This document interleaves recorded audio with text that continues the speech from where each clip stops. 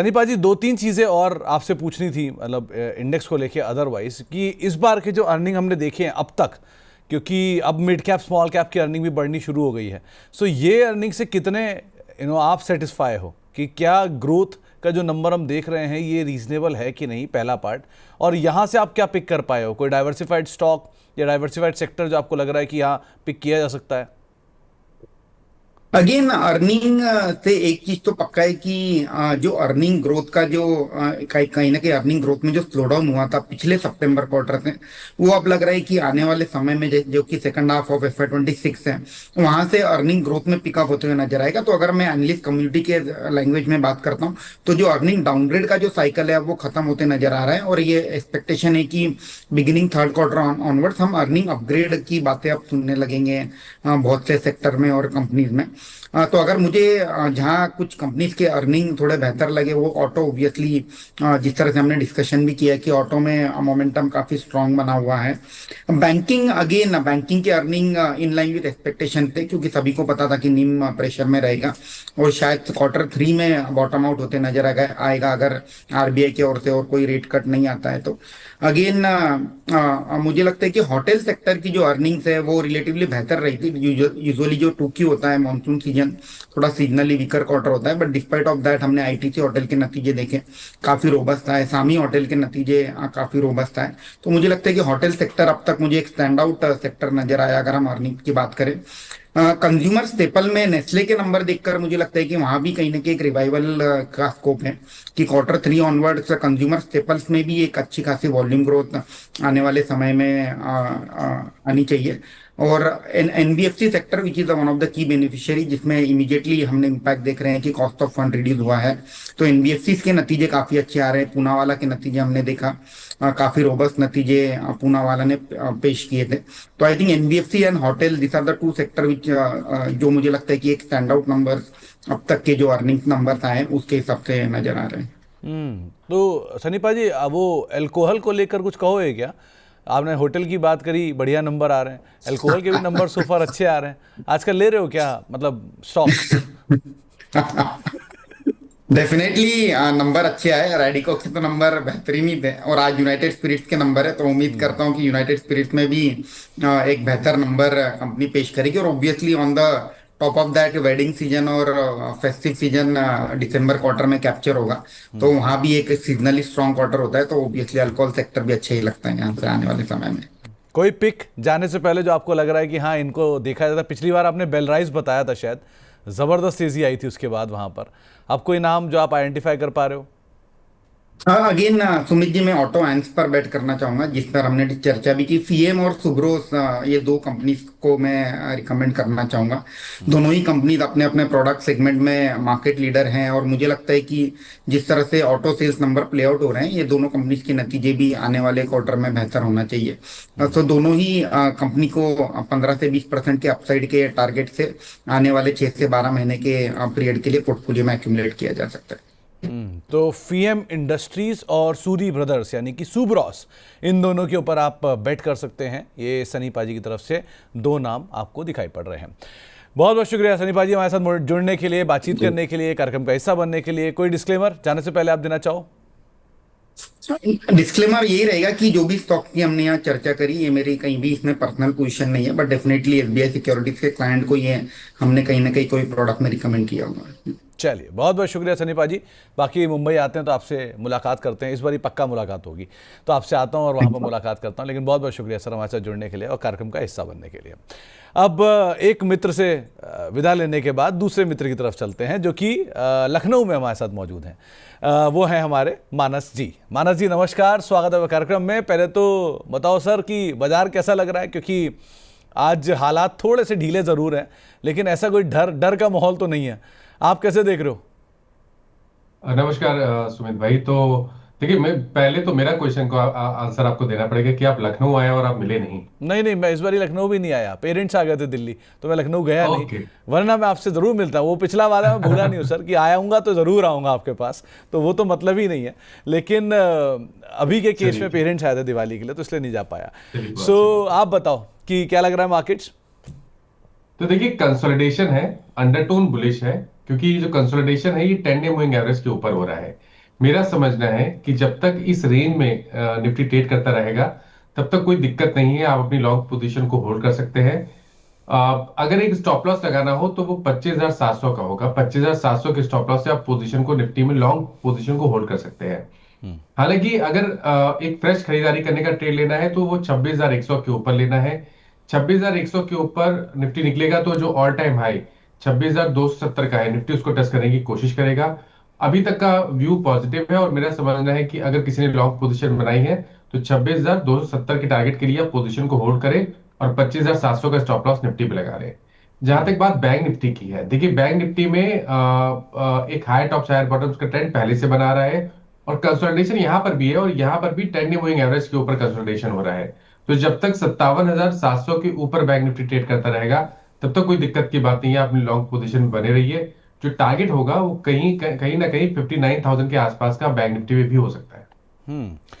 तो मानस भाई, एक तरफ तो आपके पास बैंक और निफ्टी बैंक हो गया, लेकिन अब जो दो और सेक्टर ड्राइव करके गए हैं उसमें एक है पीएसयू बैंक, दूसरा है आईटी।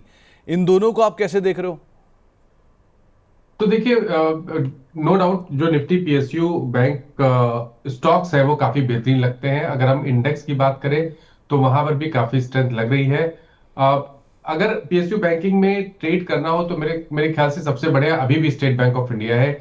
सबसे स्ट्रांग स्ट्रक्चर है और क्योंकि स्टॉक ने अपने ऑल टाइम हाई को अभी कुछ दिनों पहले ही ब्रेक किया है, मेरा समझना है कि कम से कम 1,000 रुपए के टारगेट आप एसबीआई में सेट करके चल सकते हैं।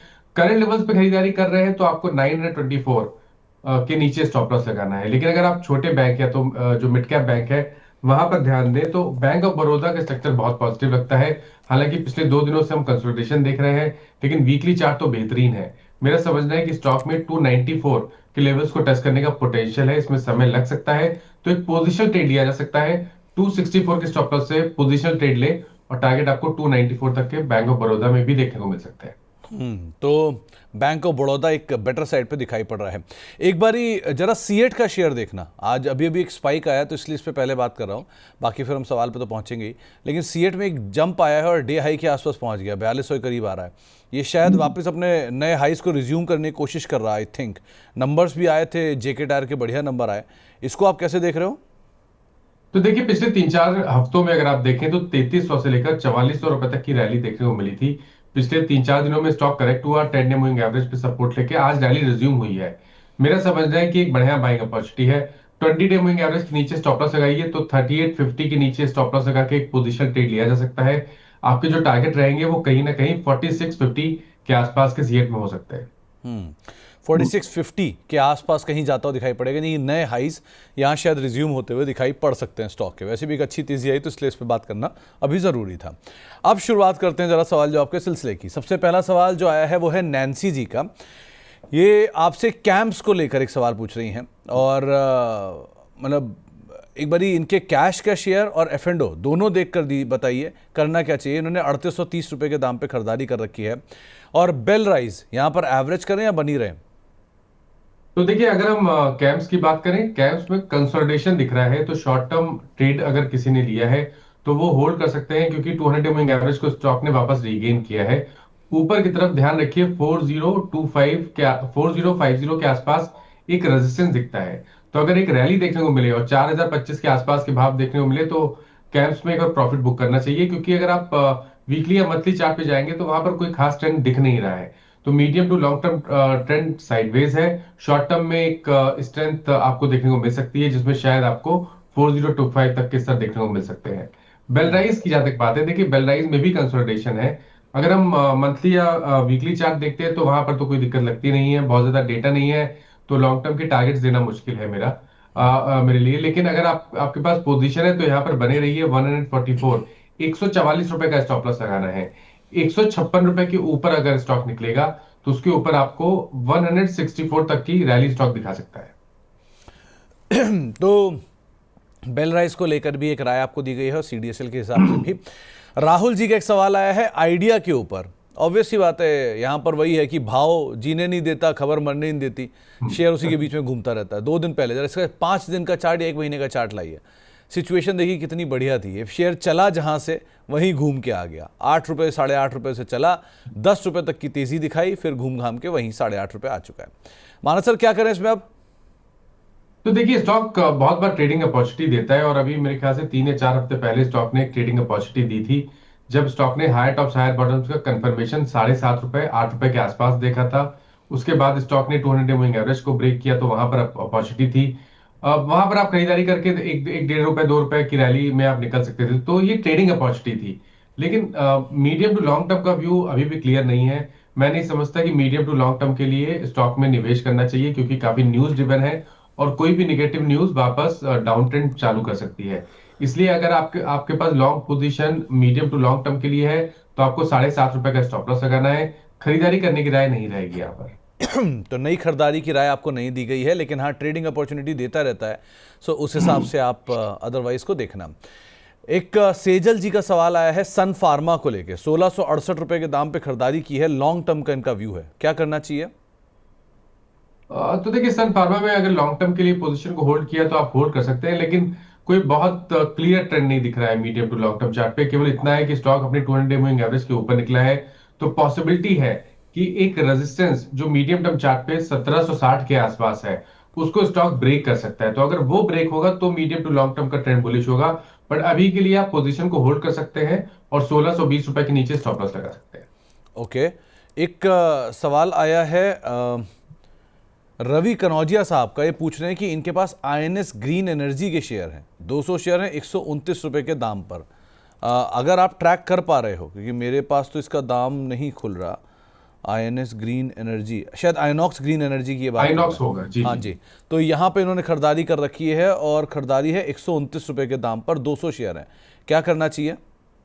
देखिए व्यू तो बहुत पॉजिटिव है। अभी मेरे ख्याल से करीब 3 या 4 हफ्ते पहले स्टॉक ने लॉन्ग टर्म चार्ट पे भी ब्रेकआउट दिया है, जिसके टारगेट करीब करीब 320 रुपए के आसपास के आते हैं। तो अभी भी बने रहे शॉर्ट टर्म चार्ट पे हाई टॉप्स हायर बॉटम्स बन रहे हैं, 20 डे मूविंग एवरेज पे सपोर्ट है, तो 240 के स्टॉप लॉस से बने रही है, 320 रुपए तक के टारगेट्स पॉसिबल है आइनॉक्स ग्रीन में। तो एक राय आपको आइनॉक्स ग्रीन को लेकर दी गई है। इसके अलावा सन फार्मा पे सेजल राउत जी का सवाल है 1668 रुपए के दाम पर, लॉन्ग टर्म का इनका नजरिया है। इनफैक्ट 16 इस पे तो हम बात कर ही चुके हैं सन फार्मा को लेकर। ई क्लग्स पे एक राय दीजिए। सुमीर जी का सवाल आया है 2390 रुपए के दाम पे खरीदारी कर रखी है, यहाँ क्या करें? ये लगातार तेजी में है, इनफैक्ट आईटी के ट्रेंड के अगेंस्ट चल रहा है, जहाँ पूरा ट्रेंड टूट रहा है। ये शेयर जरा डॉक्टर साहब 1 साल का चार्ट लेकर आइए, वहाँ सिचुएशन आपको अलग दिखाई पड़ेगी। ये सिर्फ एक तरफा चलता हुआ दिखाई पड़ रहा है, क्या किया जाए इसमें मानस भाई? तो देखिए एक क्लियर कट आउट परफॉर्मर रहा है स्टॉक। अगर आप देखें तो मई के मंथ में 24 रुपए के आसपास के लोज बने थे, और वहां से हमने 4800 तक की रैली देखी है। ट्रेंड में कहीं पर भी चार्ट्स पे कोई रिवर्सल के साइन नहीं है। एक ब्रेकआउट अभी वीकली चार्ट पे देखने को मिला है, जिसके टारगेट 5100 के आसपास के आते हैं, तो आप बिल्कुल बने रह सकते हैं। लेकिन अब ये सही समय है जब आपको स्टॉप लॉस लगाना है, तो 4374 के स्टॉप लॉस से पोजीशन को होल्ड किया जा सकता है। तो आपको एक राय ई क्लर्क्स के रेफरेंस से दी गई है, उसके हिसाब से आप देख सकते हैं। मानस सर, एक सवाल आया है, आपके प्रशंसक भी हैं, इन्होंने आईओएल केमिकल में 110 रुपए के दाम पर खरीदारी कर रखी है, और नीवा बूपा 82 रुपए के दाम पर खरीदारी कर रखी है, क्या करना चाहिए इन दोनों में? आईओएल केमिकल के प्राइस 93 रुपीज के आसपास चल रहे हैं सुमित भाई।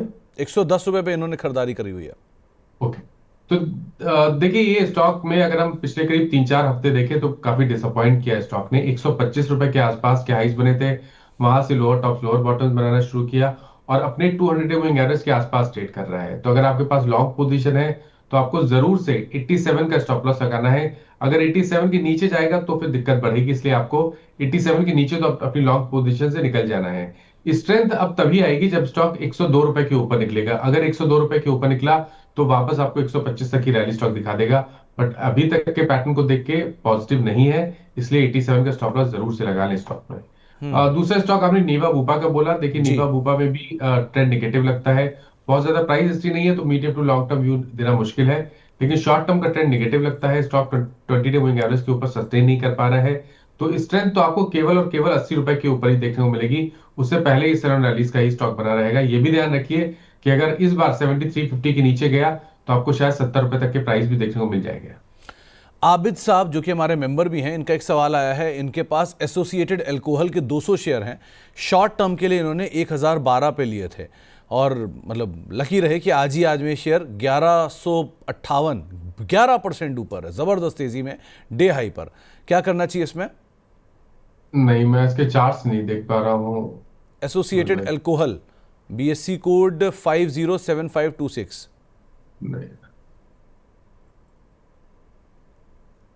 नहीं, माफ करिएगा, मैं सुमित भाई देख नहीं पा रहा हूँ इसके नहीं चार्ट्स। मानस भाई, मुझे लगा ही था, अल्कोहल से आप वैसे ही दूर रहते हो आमतौर पे, नहीं, तो नहीं, काहिस के चार्ट दिखेंगे आपको। अगर शर्मा की चाय का चार्ट होता तो आपको तुरंत दिख जाता, लेकिन खैर अगर आप ट्रैक करो, इफ इन केस आपको मिले तो बताना बिल्कुल, जरूर। बिल्कुल, बिल्कुल, बिल्कुल। लेकिन अगले शेयर की तरफ आगे बढ़ते हैं। टाटा मोटर्स पर 871 रुपए के दाम पे खरीदारी की हुई है और लॉन्ग टर्म के लिए इन्होंने खरीदारी की है। इसमें वो डीमर्जर भी हुआ है, सो भाव कंपेरेबल तो नहीं है, लेकिन अदरवाइज क्या राय रखते हो आप चार्ट्स को देख के? टाटा मोटर पैसेंजर व्हीकल में सो फार, कमर्शियल के शेयर आगे चल के आएंगे ही।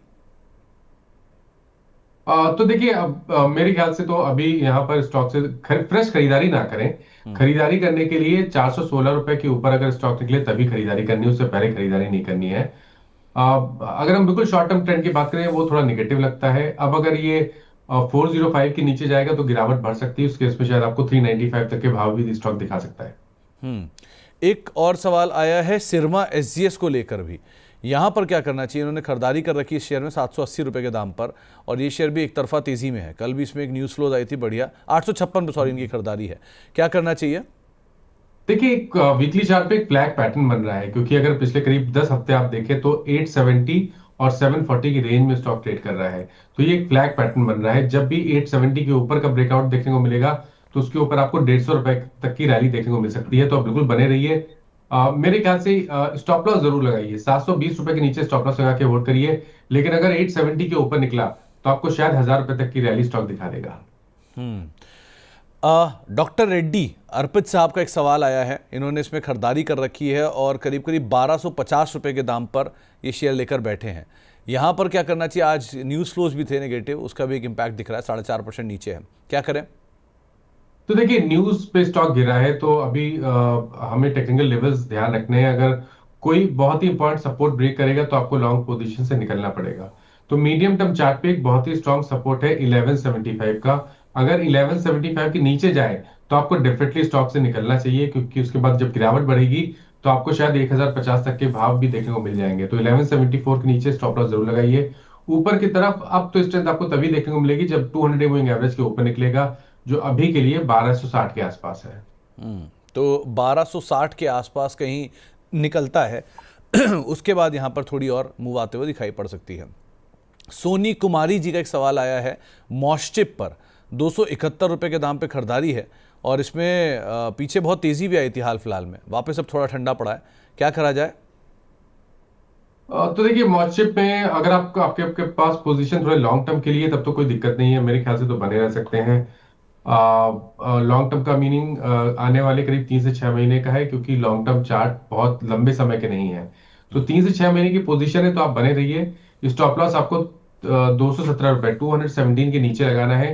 कंसोलिडेशन दिख रहा है, लेकिन अगर कंसोलिडेशन के बाहर निकला 285 के लेवल को ब्रेक करेगा तो उसके ऊपर आपको कम से कम 40-50 रुपए की रैली और दिखा देगा। तो फिलहाल के लिए बने रहिए और स्टॉप लॉस आपको 217 का लगाना है स्टॉक में। 217 का एक स्टॉप लॉस मेंटेन करके आपको बने रहने की राय यहाँ पर दी गई है। सुप्रीम इंडस्ट्रीज श्री शाह साहब के पास है, लॉन्ग टर्म के लिए उन्होंने लेके रखा हुआ है। खरीदारी का दाम तो नहीं बताया है, लेकिन करना क्या चाहिए इसमें? तो देखिए, सुप्रीम इंडस्ट्रीज की जहां तक बात है, सुप्रीम इंडस्ट्रीज में मेरे ख्याल से तो निकल जाए तो बेहतर रहेगा, क्योंकि clear cut lower top lower bottom दिख रहे हैं। एक सपोर्ट था 4000 के आसपास, स्टॉक ने उसको ब्रेक किया और पॉइंट ये है कि इस गिरावट में काफी ज्यादा वॉल्यूम देखने को मिले हैं। तो शायद यहाँ पर गिरावट बढ़ेगी और 3500 रुपए तक के भाव स्टॉक दिखा सकता है। कभी भी कोई उछाल मिले तो यहाँ पर निकल जाए अपनी लॉन्ग पोजीशन से और फ्रेश खरीदारी 4100 रुपए के ऊपर ही करें। सुमित भाई, आपने अभी थोड़ी देर पहले एसोसिएट अल्कोहल की बात की थी, उसके चार्ट्स मिल गए हैं, तो मैं आपको उसका व्यू बता देता हूँ। ASAL कोड है इसका। तो देखिए, यहाँ पर रिवर्सल है। अगर आप देखें तो स्टॉक मेरे ख्याल से 1500 रुपए से लोअर टॉप लोअर बॉटम बना रहा था। स्टॉक ने अब हायर टॉप हायर बॉटम्स का कंफर्मेशन दिया है। Inverse head and shoulder pattern का ब्रेकआउट है, जिसके टारगेट 1300 रुपए के आसपास के आते हैं। तो यहाँ पर आप बने रह सकते हैं। स्टॉप लॉस आपको 1080 के नीचे लगाना है। 1080 का एक स्टॉप लॉस मेंटेन करिए डॉक्टर साहब, और आप बने रहिए, ये आपको एक राय दी गई है। स्टॉक में एक अच्छा मूव है, 11-12% के आसपास की तेज़ी आज आते हुए दिखाई पड़ रही है। कुछ और सवालों में एक सवाल आया है, पहले तो रोशन साहू साहब का, आपके प्रशंसक हैं, फ़ैन हैं, और कह रहे हैं कि JSW इंफ्रा और अदानी एनर्जी सॉल्यूशन, इन दोनों में इन्हें क्या करना चाहिए? तो देखिए JSW इंफ्रा में तो ट्रेंड निगेटिव लग रहा है, क्योंकि लोअर टॉप लोअर बॉटम बन रहे हैं, 200 मूविंग एवरेज के नीचे ट्रेड कर रहा है। कभी कोई छोटा मोटा उछाल मिले, हो सकता है कि छोटा मोटा उछाल मिल जाए, तो अगर मिले और 303 से लेकर 306 की रेंज में स्टॉक है तो वहां पर लॉन्ग पोजीशन से निकल जाए और फ्रेश खरीदारी 320 रुपए के ऊपर ही करें। अदानी एनर्जी सॉल्यूशंस की जहां तक बात है, यहाँ पर तो ट्रेंड काफी पॉजिटिव है। कल ही स्टॉक ने एक फ्रेश ब्रेकआउट चार्ट पे दिया, हालांकि आज हमें फॉलो बाइंग देखने को नहीं मिली है, लेकिन स्टॉक अगर 980 के ऊपर निकलेगा, उसके ऊपर सस्टेन करना शुरू करेगा, तो फिर नेक्स्ट मूव में 1050 तक के भाव भी स्टॉक दिखा सकता है। तो यहाँ पर बने रहिए, 920 रुपए के नीचे आपको स्टॉप लॉस लगाना है। 920 के नीचे का एक स्टॉप लॉस यहाँ पर मेंटेन करके आप बने रह सकते हैं। और राजेश मालू साहब का एक सवाल आया है सिप्ला को लेकर, इन्हें थोड़ा सा लॉस है अभी, और जो है अब पूछ रहे हैं कि इनका कुछ जेवी भी हुआ है, अब क्या करना चाहिए सिप्ला में? चार्ट वाइज क्या देख रहे हो आप? देखिए सिप्ला में कोई खास ट्रेंड नहीं दिख रहा है, लेकिन अगर आपके पास पोजीशन है तो आप बने रहिए, क्योंकि अब अगर आप यहां से देखें तो 1560 से लेकर 1520 इस रेंज में 50 डे 100 डे और 200 डे मूविंग एवरेज आते हैं, तो काफी सारा सपोर्ट है नीचे की तरफ। 1520 के स्टॉप लॉस से पोजीशन को होल्ड करना चाहिए। ओके, 1520 का एक स्टॉप लॉस लगा के पोजीशन को होल्ड करिए। नई एंट्री खरीद करने की बातचीत हो रही है अदानी ग्रीन के अंदर। कल इनके नंबर्स भी आए थे, नंबर्स में शुरू में लगा कि वीक है, लेकिन मार्जिन के नंबर बढ़िया थे, एक्सपेंशन था, जिसके दम पे चला भी है। कल चलने के बाद आज शुरू में कमज़ोर, फिर उसके बाद लोअर लेवल से बढ़िया रिकवरी, फ्लैट। क्या किया जाए अदानी ग्रीन में? देखिए मेरा व्यू थोड़ा सा पॉजिटिव है अब अदानी ग्रीन के लिए, क्योंकि दो तीन रीजन है। पहला तो हायर बॉटम बना है, मेरे ख्याल से 2 मंथ पहले स्टॉक ने हायर बॉटम बनाया है, वापस अपने 200 मूविंग एवरेज को रिगेन किया है, वहां पर काफी बढ़िया वॉल्यूम देखने को मिले हैं। तो मेरा समझना है कि एक पोजीशन ट्रेड लिया जा सकता है, 1000 रुपए के स्टॉप लॉस से खरीदारी करिए, ऊपर की तरफ 1350 तक के टारगेट्स पॉसिबल है। 1350 तक के टारगेट्स अदानी ग्रीन में ऊपर की तरफ आते हुए दिखाई पड़ सकते हैं, उस लिहाज से आप इसे देखिएगा। मानस साहब, अरिहंत योगी जी आपके बड़े फैन हैं, प्रशंसक हैं, उन्होंने GMDC ले रखा है 575 रुपए के दाम पे, और JK लक्ष्मी सीमेंट ले रखा है 890 रुपए के दाम पे। क्या करना चाहिए इन दोनों में? आपने GMDC की बात की, और दूसरे स्टॉक क्या बताया आपने? GMDC 575 और JK लक्ष्मी सीमेंट 890। तो देखिए अगर हम GMDC की बात करें तो यहाँ पर ट्रेंड काफी पॉजिटिव है। पिछले मंथ हमने बहुत ही बढ़िया रैली देखी, 400 रुपए से लेकर 640 तक की रैली देखने को मिली थी, शायद इसीलिए अभी फिलहाल के लिए हमें कंसोलिडेशन देखने को मिल रहा है, तो इसे हम एक साइडवेज करेक्शन की तरह देखेंगे। जो ट्रेंड है वो बुलिश बना हुआ है। स्टॉप लॉस आपको 530 रुपए के नीचे लगाना है, और टारगेट आपको 720 रुपए के सेट करने हैं GMDC में। JK लक्ष्मी में आज ही हमें रिवर्सल देखने को मिला है। पिछले करीब 2 महीने से हम गिरावट देख रहे हैं, 1020 से गिरावट शुरू हुई थी, लोअर टॉप लोअर बॉटम बन रहे थे, लेकिन स्टॉक ने अब हायर टॉप हायर बॉटम्स का कंफर्मेशन दिया है, अपने 200 मूविंग एवरेज के ऊपर निकला है, तो यहाँ पर बने रहिए। 820 का स्टॉप लॉस लगा सकते हैं, फ्रेश लॉन्ग भी ले सकते हैं। मेरा समझना है कि इस रिकवरी में आपको 940 तक के भाव स्टॉक दिखा सकता है। विशेष मणि त्रिपाठी साहब के पास साइंस सिल्क के शेयर हैं, 500 क्वांटिटी है 216 के दाम पर। यहाँ क्या करना चाहिए? एक बार नाम रिपीट कर दीजिए। Science silk, Kala Mandir. Science silk, okay. Manas sir, ये वाइफ से पूछ लो, उनको ज्यादा जल्दी समझ में आएगा ये शेयर। कला मंदिर के नाम कला मंदिर के नाम से स्टॉक है, नहीं, तो वाइफ के नाम पे तो वाइफ के नाम पे तो वैसे ही जल्दी दिखाई पड़ जाएगा। तो देखिए कला मंदिर की जहां तक बात है, स्टॉक में हमने रैली देखी थी करीब 150 से लेकर 220 तक, लेकिन स्टॉक ऊपर 200 वीक मूविंग एवरेज के ऊपर नहीं सस्टेन कर पाया, तो ये थोड़ा सा निगेटिव रहा है स्टॉक के लिए। अभी के लिए अगर आपके पास पोजीशन है तो 174 का स्टॉप लॉस लगा लीजिए। अगर 174 के नीचे जाएगा तो गिरावट बढ़ेगी, और उस केस में 160 तक के भाव भी आपको स्टॉक दिखा सकते हैं, तो थोड़ा कॉशियस रहिए और 174 का स्टॉप लॉस लगाइए। स्ट्रेंथ कहां मिलेगी? तो देखिए स्ट्रेंथ के लिए कम से कम 206 रुपए के लेवल को ब्रेक करना जरूरी है इस बार। अगर 206 के ऊपर निकलेगा तो फिर रैली रिज्यूम हो जाएगी। तो आप 200 रुपए के ऊपर या फिर जहां नंबर आए थे वहां से ही लगातार टूट रहा है। जरा इसका 5 दिन का चार्ट लाइए, क्योंकि नंबर्स आए थे 222 के आसपास, उसके बाद उसने हाई बनाया था, हाँ, और वहां से लगातार टूटना शुरू हुआ। तो नंबर से पहले चला, नंबर्स के बाद वापस नीचे आ गया। एक सवाल आया है एशियन टाइल्स को लेकर। इन्होंने 64 से 65 रुपए के दाम पे खरीदारी कर रखी है, और 65 रुपए के दाम पे खरीदारी, और 1 साल का नज़रिया है, 6 महीने का नज़रिया है। करना क्या चाहिए इसमें? दूसरी चीज़, 1 साल के लिए कोई लिकर स्टॉक जो आपको समझ में आ रहा हो? तो देखिए, एशियन टाइल्स की अगर बात करें तो एशियन टाइल्स में एक रेंज है। उस रेंज को आपको हमेशा ध्यान रखना है। ऊपर की तरफ 68 रुपीज पे रेजिस्टेंस है और 54 पे सपोर्ट है। तो जब ट्रेडिंग करें तो इस रेंज का ध्यान रखें। लेकिन ये भी ध्यान रखिए कि अगर इस रेंज के बाहर निकला होगा और अगर 68 के लेवल को ब्रेक कर गया, उसके ऊपर सस्टेन किया, तो उसके ऊपर आपको कम से कम 15 से 20 रुपए तक की रैली स्टॉक दिखा सकता है। इसलिए यहाँ पर अभी के लिए तो मेरा समझना है कि अगर आपके पास एक पोजिशन ट्रेड है तो बने रहिए, और 59 का आपको स्टॉप लॉस लगा लेना है। लिकर स्टॉक में सबसे बढ़िया तो देखिए रेडिको था, जो कि ऑलरेडी मूव हो चुका है। तो अब यहाँ पर फ्रेश खरीदारी करना थोड़ा सा मुश्किल है, लेकिन चार्ट्स तो काफी बेहतरीन अभी भी लगते हैं। लेकिन फिर भी मेरा समझना है कि आपको करंट लेवल्स पे मीडियम टू लॉन्ग टर्म के लिए यहाँ पर नहीं, यूनाइटेड स्पिरिट्स पे खरीदारी करनी है। स्टॉक ऑलरेडी करेक्ट हो चुका है। पिछले करीब 7-8 हफ्ते देखें तो स्टॉक लोअर लेवल पे कंसोलिडेट हो रहा है। कल स्टॉक ने 200 डे मूविंग एवरेज को टेस्ट किया था, हालांकि फॉलो बाइंग देखने को नहीं मिली, लेकिन ऐसा लग रहा है कि स्टॉक ने एक बेस बनाया है 1280 के आसपास। तो 1275 के स्टॉप लॉस से मीडियम टू लॉन्ग टर्म के लिए खरीदारी की जा सकती है, जहां आप अपने टारगेट 1500 से लेकर 1550 की रेंज में सेट करके चल सकते हैं। तो एक राय आपको दी गई है लिकर स्पेस में, अगर आप कुछ भी पिक करना चाह रहे हो तो कहां पर आप जा सकते हैं। नितेश सारंगी साहब के पास टाटा टेक के शेयर हैं, 720 रुपए के दाम पे खरीदारी है। यहां पर अगर एवरेज करना हो तो कहां एवरेज करना चाहिए, और अदरवाइज कैसा दिख रहा है चार्ट? तो देखिए, आज स्टॉक ने 100 डे मूविंग एवरेज को ब्रेक किया था मॉर्निंग में। तो ऐसा लग रहा था कि शायद हमें यहाँ पर 200 डे मूविंग एवरेज तक की रैली देखने को मिलेगी, बट वैसा हुआ नहीं। फॉलो बैंक देखने को नहीं मिली। मेरा समझना है कि फिलहाल के लिए खरीदारी ना करें। अगर आपके पास पोजीशन है तो उसको होल्ड कर सकते हैं, लेकिन 684 का स्टॉप लॉस जरूर से लगा लें। तो एक राय आपको टाटा टेक के रेफरेंस में दी गई है। नई खरीदारी करने की इच्छा रिलायंस इंडस्ट्रीज और कोल इंडिया में है, और रिलायंस इंडस्ट्रीज को तो मैं मतलब जब से मानस को जानता हूं तब से ही रिलायंस इंडस्ट्रीज को भी मैंने ट्रैक करता हुआ देख रहा हूं। और मानस जी, क्या लग रहा है रिलायंस इंडस्ट्रीज अदरवाइज?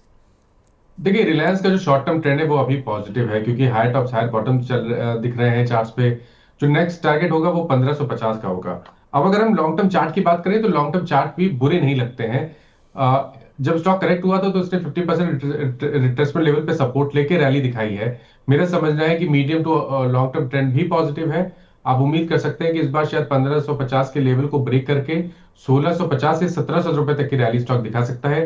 तो लॉन्ग टर्म का व्यू भी पॉजिटिव है। 1375 का आपको स्टॉप लॉस लगाना है। तो रिलायंस इंडस्ट्री और कोल इंडिया।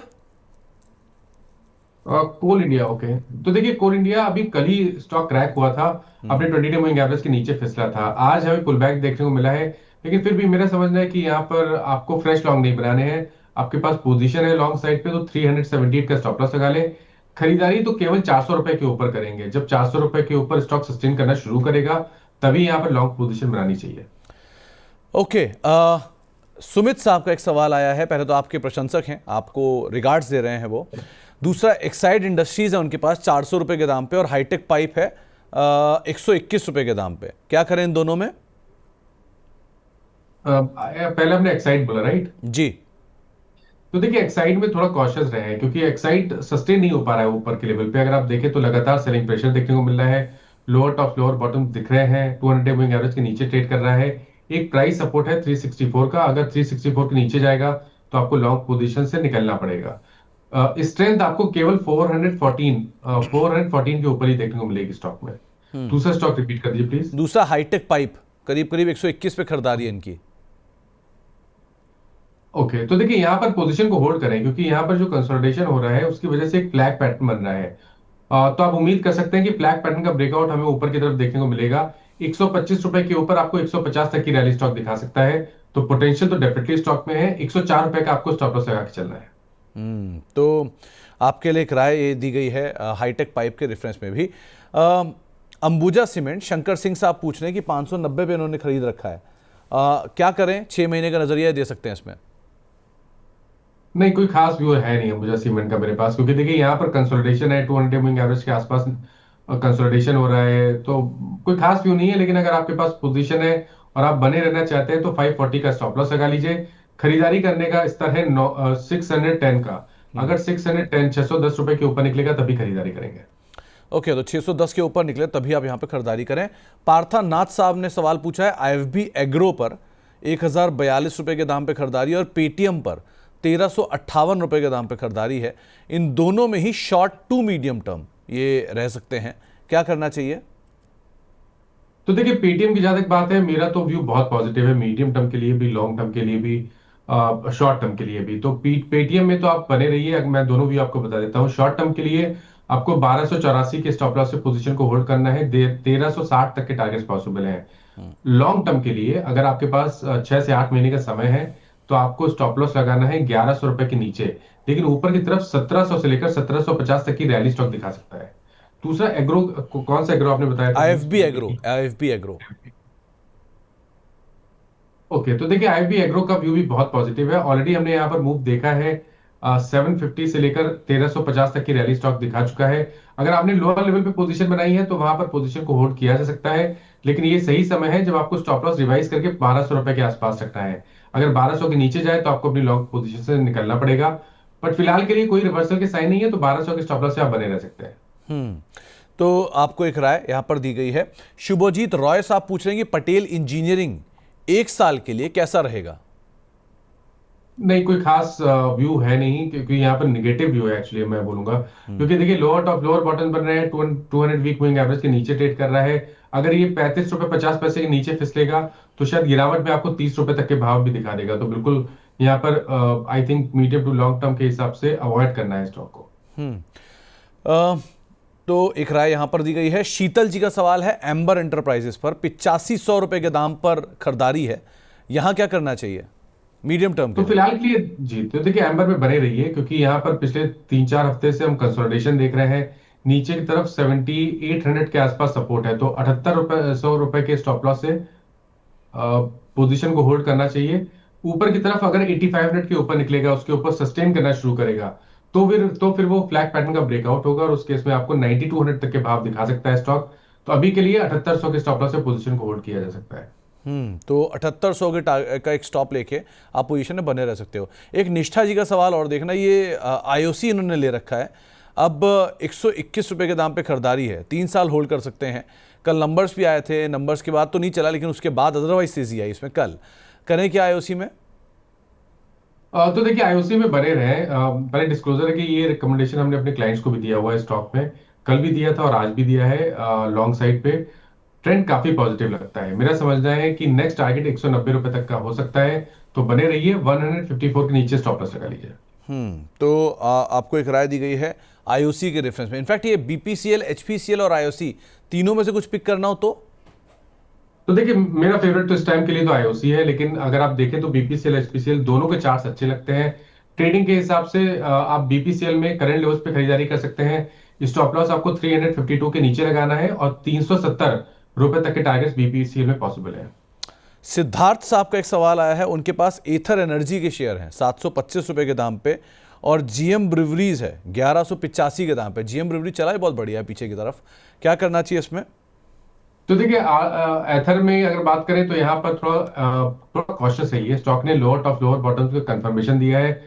660 के आसपास एक सपोर्ट है जो कि 20 डे मूविंग एवरेज है। अगर 660 के नीचे गया तो फिर गिरावट बढ़ेगी, इसलिए 660 का स्टॉप लॉस लगा ले। फ्रेश खरीदारी 725 रुपए के ऊपर ही अब करनी है। जीएम ब्रिवरीज में बिल्कुल बने रहिए, ये बहुत ही बेहतरीन चार्ट है। 700 रुपए से 1300 रुपए तक की रैली देखने को मिली थी और अभी भी स्टॉक में स्ट्रेंथ दिख रही है। तो अगर आपके पास लॉन्ग पोजीशन है तो 1100 के स्टॉप लॉस से बने रहिए। अगर एक टारगेट सेट करना हो तो वो 1450 के आसपास का हो सकता है। साईं प्रवीण साहब का सवाल आया है एलगी इक्विपमेंट को लेकर, ये इसमें नई खरीदारी करने की इच्छा रख रहे हैं 490 रुपए के दाम पर, यहां क्या करना चाहिए? एक मिनट, एलगी की, ओके। तो देखिए, यहाँ पर फिलहाल के लिए बने रहिए, क्योंकि शॉर्ट टर्म चार्ट्स पे ऐसा लग रहा है कि स्टॉक ने बॉटम बनाया है। तो 454 के स्टॉप लॉस से बने रहिए। 520 के ऊपर निकला तो 580 रुपए तक के प्राइस आपको देखने को मिल सकते हैं। 580 तक के जोन्स यहाँ पर आते हुए दिखाई पड़ सकते हैं। एक सवाल और जवाब दे दीजिए, उसमें है 2 लाख रुपए का नया निवेश करने की इच्छा है, अब कहाँ निवेश करना चाहिए 1 साल के लिए? ओके, तो देखिए, एक साल के हिसाब से अगर हमें कुछ स्टॉक पिक करने हो तो सबसे पहले तो हम बजाज फाइनेंस को पिक करेंगे। बजाज फाइनेंस के अगर आप चार्ट देखें तो वहां पर लॉन्ग टर्म चार्ट पे ब्रेकआउट है। अगर आप यहाँ पर एक लॉन्ग पोजीशन बनाते हैं तो आपको स्टॉप लॉस लगाना है 940, 940 रुपए के नीचे। टारगेट सेट करने हैं 1350 के आसपास के। दूसरा स्टॉक ऑटो स्पेस से रहेगा, अशोक लेलैंड या मारुति, इन दोनों में से कोई भी स्टॉक आप ले सकते हैं। मेरी प्रेफरेंस अशोक लेलैंड रहेगी। यहाँ पर भी आप लॉन्ग टर्म के लिए खरीदारी कर सकते हैं। स्टॉप लॉस आपको 124 रुपए के नीचे लगाना है और 180 रुपए तक के टारगेट्स पॉसिबल हैं स्टॉक में। इसके अलावा एक सवाल आया है अनंत्या पाल जी का, gas authority of India limited को लेकर। वो आपका पूछ रहे हैं व्यू की करना क्या चाहिए। इन्होंने 190 रुपए के दाम पे खरीदारी की है। थोड़ा स्लो रहता है लेकिन हाँ, हाल फिलहाल में थोड़ा चला भी है, क्या करें? तो देखिए, ट्रेडिंग के लिए ठीक है। ट्रेडिंग के लिए आप पोजीशन को होल्ड कर सकते हैं या फ्रेश पोजीशन बना सकते हैं। 179 का स्टॉप लॉस लगा लीजिए। ऊपर की तरफ 190, 192 रुपए तक के टारगेट्स पॉसिबल हैं स्टॉक में। श्रवण सिंह साहब जो कि हमारे मेंबर भी हैं, इनके पास राज रतन वायर और साकार हेल्थ केयर, ये दो शेयरों पर सवाल है। आप शॉर्ट टर्म के लिए क्या राय रखते हो इन दोनों पे? तो देखिए, पहले हम राज रतन की बात करें तो यहाँ पर थोड़ी दिक्कत है। स्टॉक 200 डे मूविंग एवरेज के ऊपर सस्टेन नहीं कर पा रहा है। तो अगर आपके पास पोजीशन है तो स्टॉप लॉस आपको 370 रुपए के नीचे लगाना है। स्ट्रेंथ 410 रुपए के ऊपर ही देखने को मिलेगी। अगर 410 का आंकड़ा ब्रेक हुआ तो नेक्स्ट टारगेट 450 रुपए का हो सकता है। साकार की जहां तक बात है, यहाँ पर व्यू पॉजिटिव है। 50 डे मूविंग एवरेज पे स्टॉक लगातार सपोर्ट ले रहा है। 340 के स्टॉप लॉस से पोजीशन को होल्ड करिए। एक टारगेट से अगर सेट करने हो तो वो 420 रुपए के आसपास के आते हैं। और दूसरा एक था राज रतन वायर और दूसरा भी इन्होंने एक सवाल पूछा था, उस पे कोई राय? कहाँ गया? वो मिस भी हो मैंने गया। दिया व्यू, सकार की बात की जी, मैंने साकार व्यू में। दिया। चलिए महाराज, जाने से पहले कोई स्टॉक जो कि आप मीडियम टर्म शॉर्ट टर्म के लिए देख रहे हो? जी, तो देखिए, पहले तो बीएचईएल पे खरीदारी की जा सकती है। बीएचईएल में फ्रेश ब्रेकआउट है तो 250 रुपए के स्टॉप लॉस से खरीदारी करिए। 270 रुपए तक के टारगेट्स पॉसिबल है।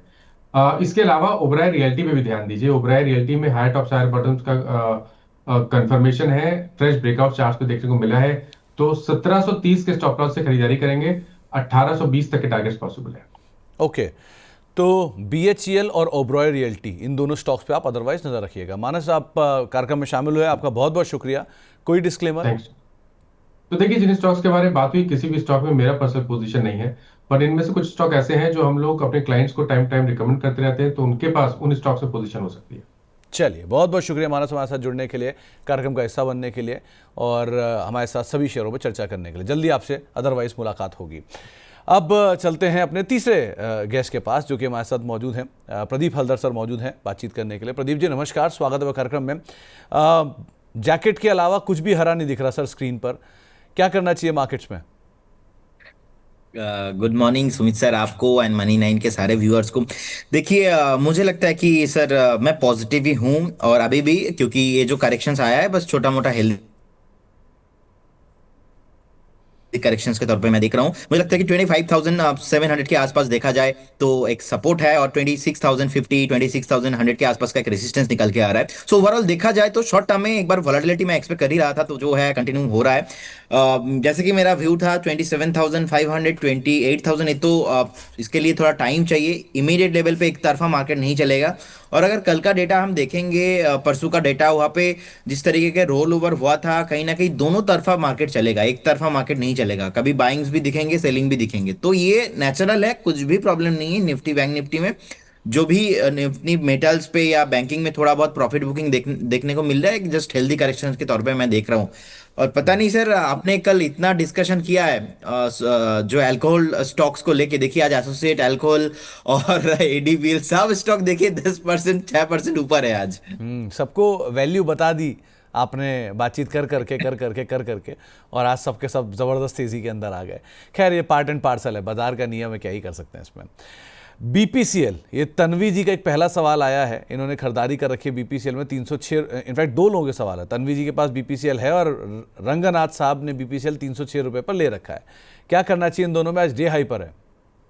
एक ट्रेलिंग स्टॉप लॉस मेंटेन करके जाइए। 358 का प्राइस अभी चल रहा है, 330 पे एक आप ट्रेलिंग स्टॉप लॉस मेंटेन कीजिए और बने रहिए।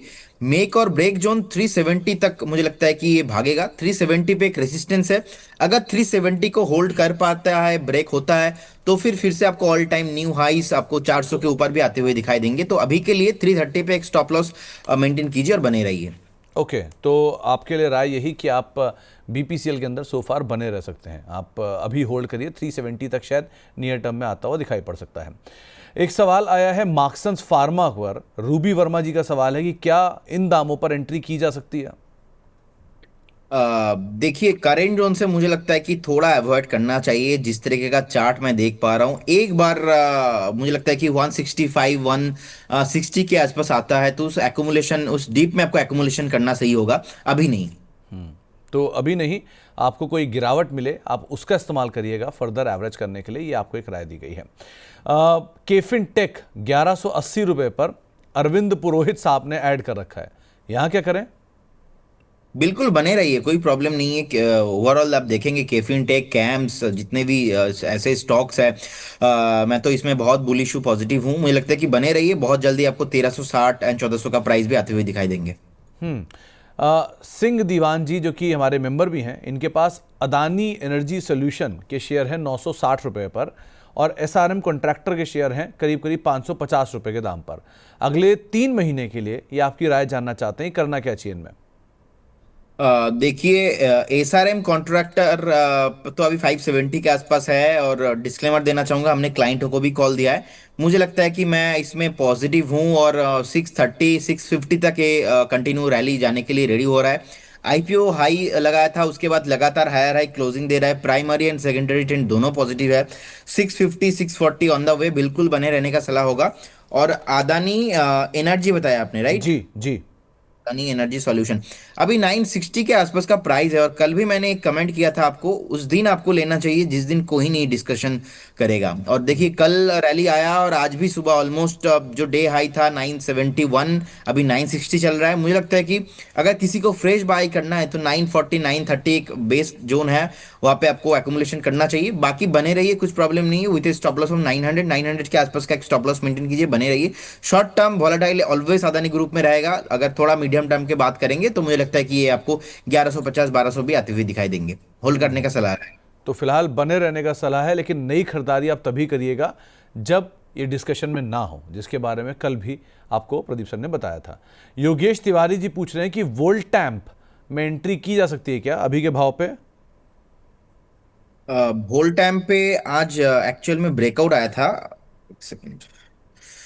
हाँ, वोल टाइम में एक्चुअली आज ब्रेकआउट आया था, और उसके बाद लगातार ये भाग रहा है, और रिसेंटली एक बेस जोन से एक्चुअली स्टॉक चलने के लिए रेडी है। सो कहीं ना कहीं मुझे लगता है कि एक बार ये पर्टिकुलर स्टॉक 8400 एंड 9000 जाने के लिए रेडी हो रहा है। बिल्कुल बने रहने का सलाह होगा। करेंट जोन से बाई करके भी जा सकते हो आप। तो मौजूदा स्तरों से आप खरीदारी करके भी जा सकते हैं, ये आपको एक राय दी गई है। वोल्टैम्प के रेफरेंस में एक बढ़िया ब्रेकआउट यहाँ पे आता हुआ दिखाई पड़ रहा है। राहुल गुप्ता साहब का एक सवाल आया है। पहला तो इन्होंने रेमंड लाइफस्टाइल का शेयर ले रखा है, और दूसरा सुमित सिक्योरिटीज़ पे इन्होंने शेयर ले रखे हैं। क्या करना चाहिए इन दोनों में?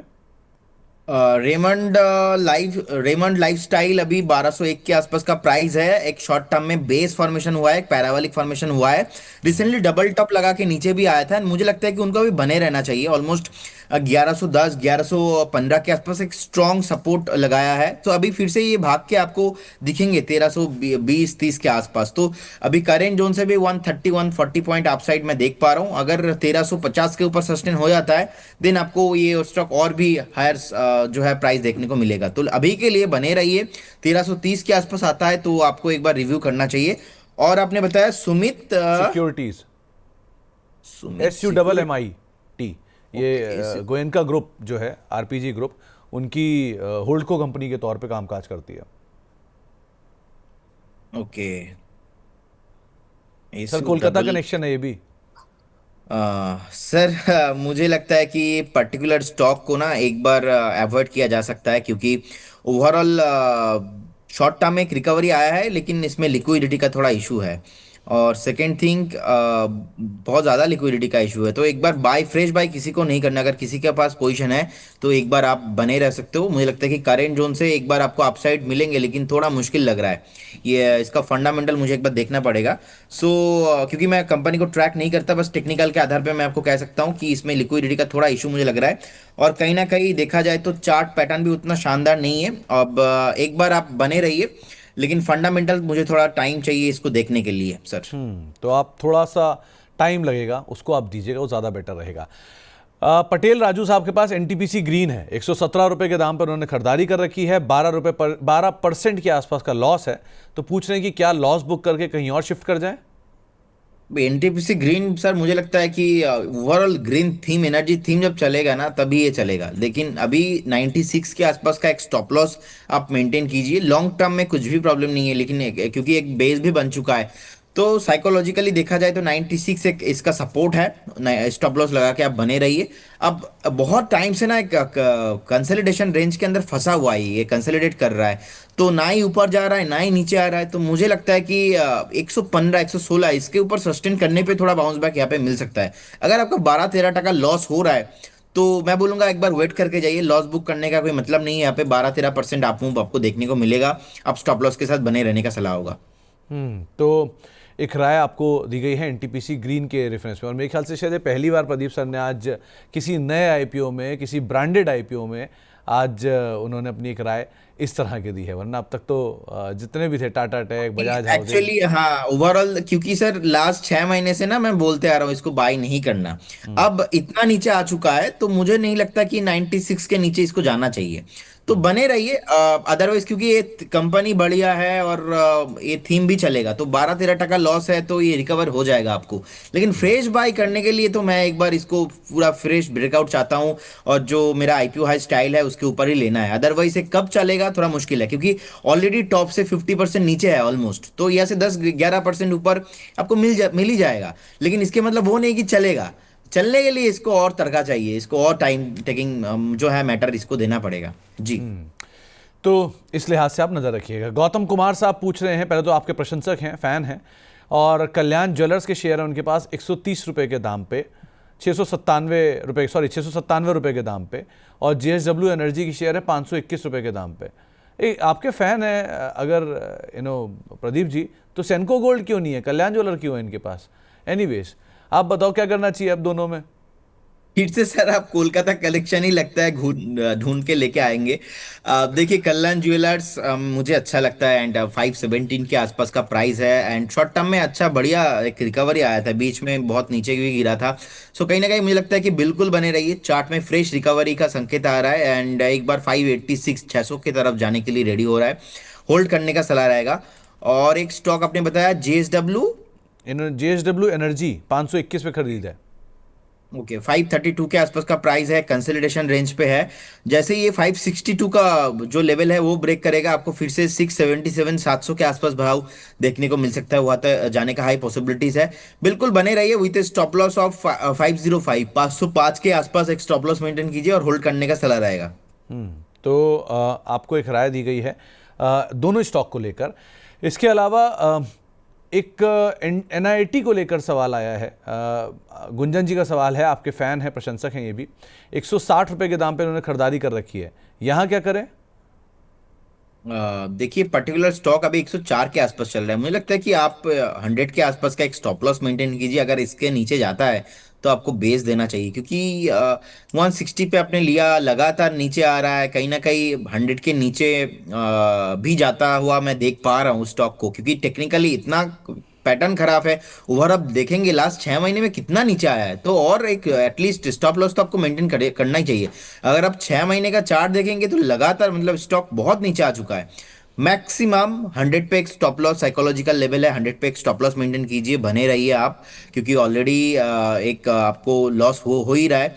आपको उछाल में बेचना है, कभी भी एक बड़ा उछाल मिलता है यहाँ पे एग्जिट करने के बारे में सोच लीजिए, और अपने माइंड सेट करके रखिए इसमें आपको निकलना है। अब कब निकलना है वो थोड़ा बीच बीच में आप एक बार रिव्यू करते रहिए, लेकिन 100 के नीचे देखना नहीं है। मतलब यहाँ से ओनली फॉर आपको 4% का स्टॉप लॉस, 4% नीचे आता है आपको बेच देना है, नहीं रहना है स्टॉक में। और तो आपको एनआईटी के लिए एक राय दी गई है, वैसे भी ये शेयर काफ़ी करेक्ट हो गया और अभी तक आप होल्ड कर रहे हैं तो अपने आप में ही इसका स्टॉप लॉस आपको मेंटेन करना ही पड़ेगा।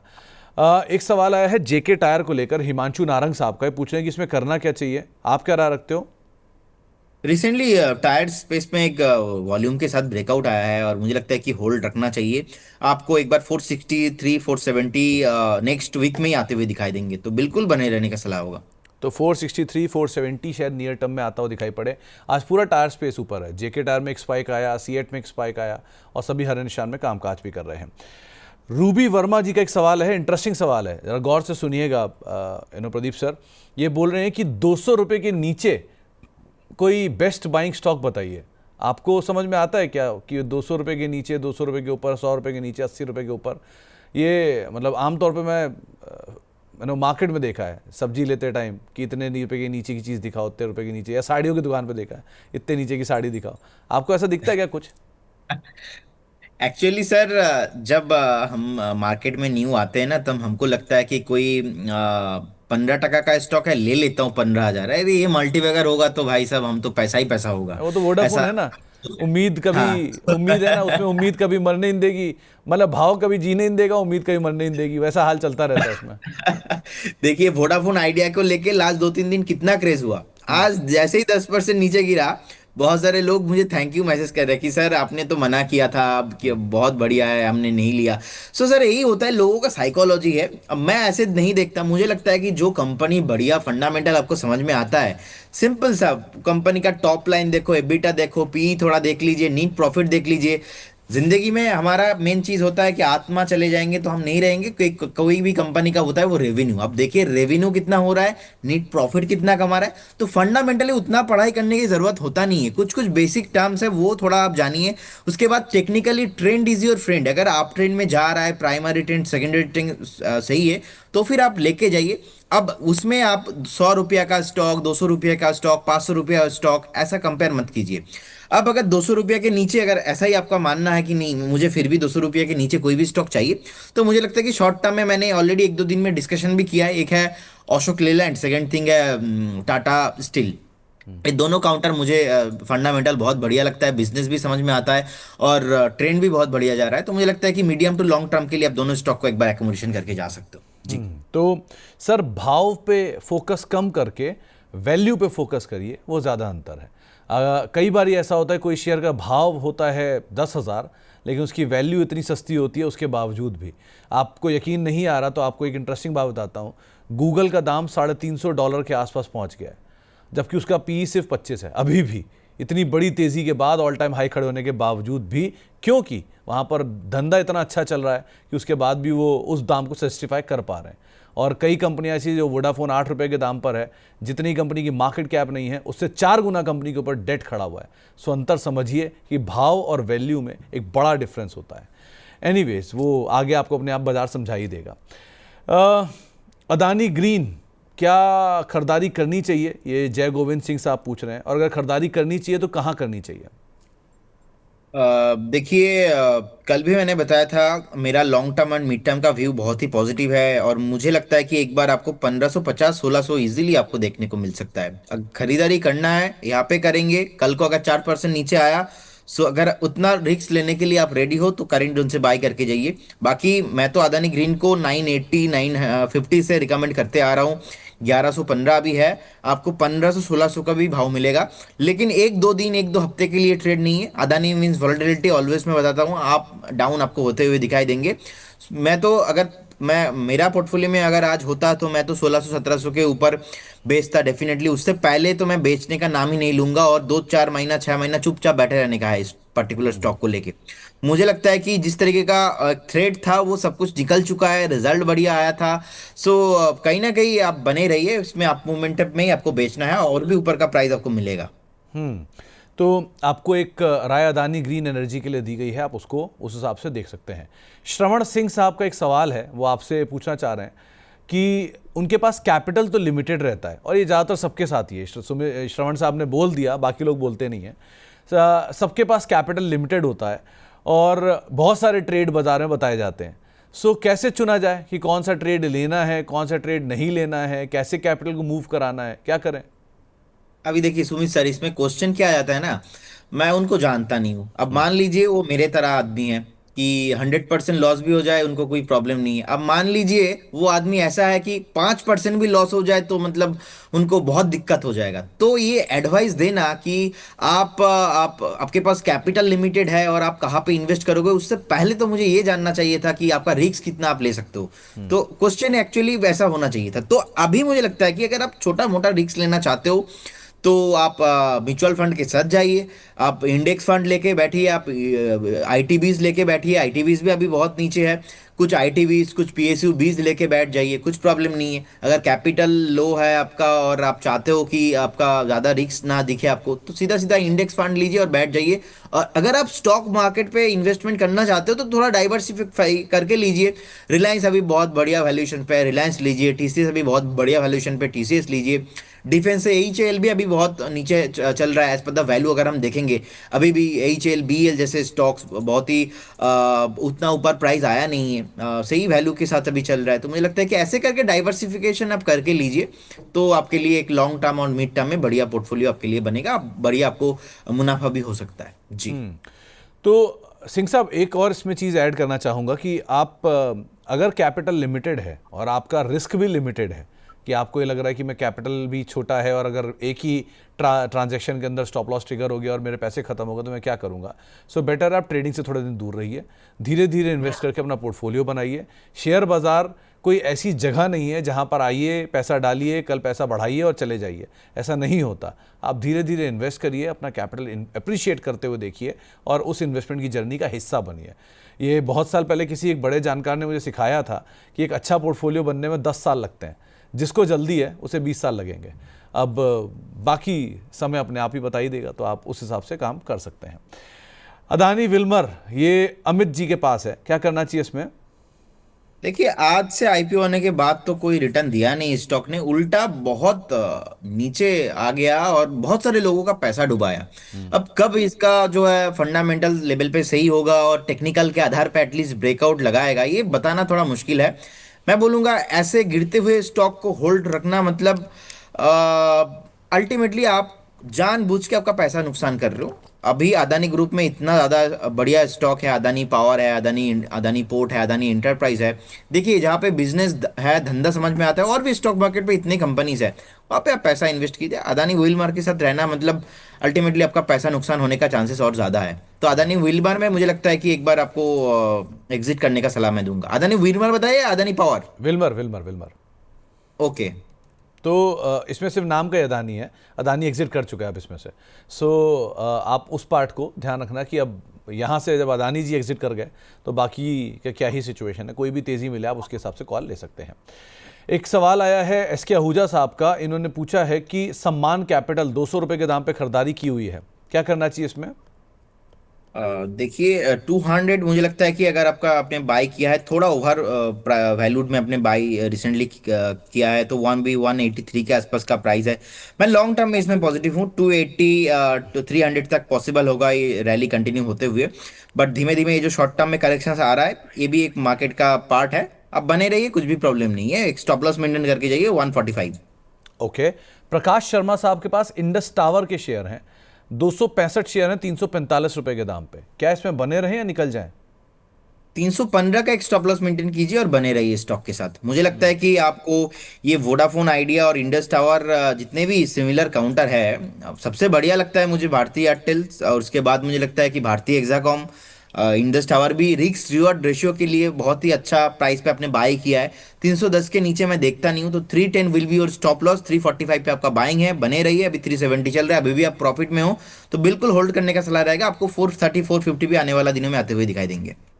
तो आप इसके हिसाब से एक राय ले सकते हैं। लास्टली एक सवाल है विमता लैब को लेकर अशोक जी का, यहाँ क्या करना चाहिए? इन्होंने 770 रुपये के दाम पे खरीदारी की है। देखिए विमता लैब ऊपर से थोड़ा बहुत हल्का हुआ है, एक सपोर्ट है ऑलमोस्ट 664 के आसपास, और मुझे लगता है कि 664 ब्रेक नहीं होना चाहिए। ऑलरेडी एक बार नहीं, तीन बार सपोर्ट ले चुका है। बने रहिए, आपको फिर से घूम फिर के ऊपर दिखेंगे, और शॉर्ट टर्म में भी आपको ये स्टॉक पर्टिकुलर 800 के ऊपर 800, उसके बाद 850 भी आते हुए दिखाई देंगे, तो बिल्कुल होल्ड करने का सलाह रहेगा।